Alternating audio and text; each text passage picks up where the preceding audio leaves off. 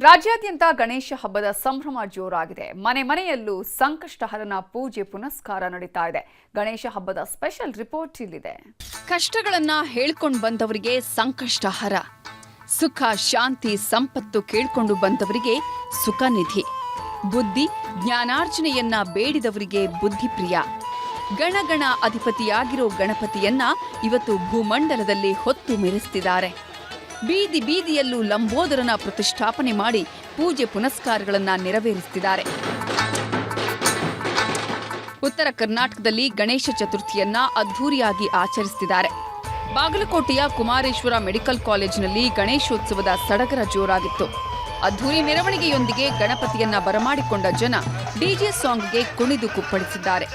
ಅದರಲ್ಲೂ ಮೆರವಣಿಗೆಯುದ್ದಕ್ಕೂ ಹುಲಿ ವೇಷಧಾರಿಗಳು ಹೆಜ್ಜೆ ಹಾಕಿದ್ದು ವಿಶೇಷವಾಗಿತ್ತು. ಇನ್ನು ಗದಗ ಜಿಲ್ಲೆಯ ಎಪಿಎಂಸಿ ಯಾರ್ಡ್ನಲ್ಲಿರುವ ವಿವೇಕಾನಂದ ಸಭಾಭವನದಲ್ಲಿ ಗಣೇಶನ ಭರಾಟೆ ಜೋರಾಗಿತ್ತು. ಇಲ್ಲಿ ತಯಾರಾಗೋ ಗಣೇಶ ಮೂರ್ತಿಗಳಿಗೆ ಎಲ್ಲಿಲ್ಲದ ಬೇಡಿಕೆ.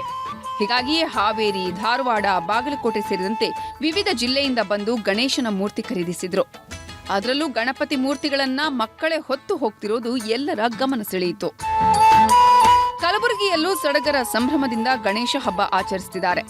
ಹಿಂದೂ ಮಹಾಗಣಪತಿ ಪ್ರತಿಷ್ಠಾನದಿಂದ ತಿರುಪತಿ ತಿಮ್ಮಪ್ಪ ದೇವಸ್ಥಾನದ ಮಾದರಿಯ ಸೆಟ್ ಹಾಕಿದ್ದಾರೆ. ವೆಂಕಟೇಶ್ವರನ ಅವತಾರದಲ್ಲಿ ಗಣಪತಿ ಕಂಗೊಳಿಸುತ್ತಿದ್ದು 21 ದಿನಗಳ ಕಾಲ ಗಣೇಶನನ್ನ ಕೂರಿಸಿ ಪ್ರತಿದಿನ ಒಂದೊಂದು ಸಾಂಸ್ಕೃತಿಕ ಕಾರ್ಯಕ್ರಮ ನಡೆಸಲಿದ್ದಾರೆ. ಬೆಳಗಾವಿಯಲ್ಲಂತೂ ಗಣಪನ ಆಗಮನ ಜೋರಾಗಿತ್ತು. ಡೋಲು ನಗಾರಿ ಬಾರಿಸುತ್ತಾ ಸಂಕಷ್ಟಹರನನ್ನ ಸ್ವಾಗತಿಸಿದ್ರು.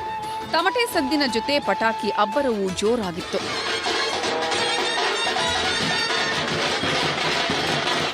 ಇನ್ನು ಹುಬ್ಬಳ್ಳಿಯ ಈದ್ಗಾ ಮೈದಾನದಲ್ಲಿ ಕಳೆದ 3 ವರ್ಷಗಳಿಂದ ಗಣೇಶ ಪ್ರತಿಷ್ಠಾಪನೆ ಮಾಡಲಾಗುತ್ತಿದೆ. ಈ ಬಾರಿ ಕೃಷ್ಣನ ವೇಷದಲ್ಲಿ ಗಣೇಶ ವಿರಾಜಮಾನನಾಗಿದ್ದಾನೆ. 3000 ಮಠದಿಂದ ಈದ್ಗಾ ಮೈದಾನದವರೆಗೂ ಅದ್ದೂರಿ ಮೆರವಣಿಗೆಯಲ್ಲಿ ತಂದು ಜನಪದ ಕಲಾ ತಂಡಗಳೂ ಇದ್ದು ಕುಣಿದು ಕುಪ್ಪಳಿಸಿವೆ. ಚಿತ್ರದುರ್ಗದ ಜೈನಧಾಮದಲ್ಲಿ 18 ಅಡಿ ಎತ್ತರದ ಬೃಹತ್ ಹಿಂದೂ ಮಹಾಗಣಪತಿ ಪ್ರತಿಷ್ಠಾಪನೆ ಮಾಡಲಾಗಿದೆ.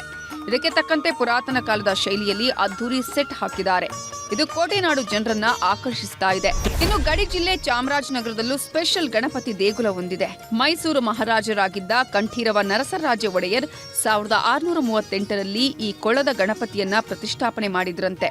ಅಂದಿನಿಂದ ಈವರೆಗೂ ದೇಗುಲದ ಬಾಗಿಲು ಹಾಕಿಲ್ಲ. ದಿನದ 24 ಗಂಟೆಯೂ ಬಾಗಿಲು ತೆರೆದೇ ಇರುತ್ತೆ.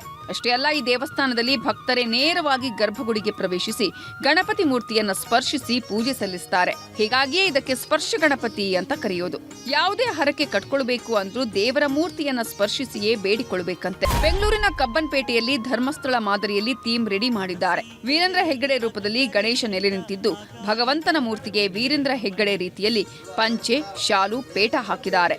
ಇದರ ಹಿಂದೆ ಮಾಸ್ಕ್ ಮ್ಯಾನ್ ಚಿನ್ನಯ್ಯ, ಮಹೇಶ್ ತಿಮರೋಡಿ, ಸಮೀರ್, ಸುಜಾತಾ ಭಟ್ ಫೋಟೋಗಳನ್ನು ಹಾಕಿದ್ದಾರೆ. ಒಟ್ನಲ್ಲಿ ದೇಶದಾದ್ಯಂತ ಗಣೇಶ ಹಬ್ಬದ ಸಂಭ್ರಮ ಜೋರಾಗಿದ್ದು ಊರೂರಲ್ಲೂ ಲಂಬೋದರನ ನಾಮಸ್ಮರಣೆ ನಡೀತಾ ಇದೆ. Bureau report, news 18.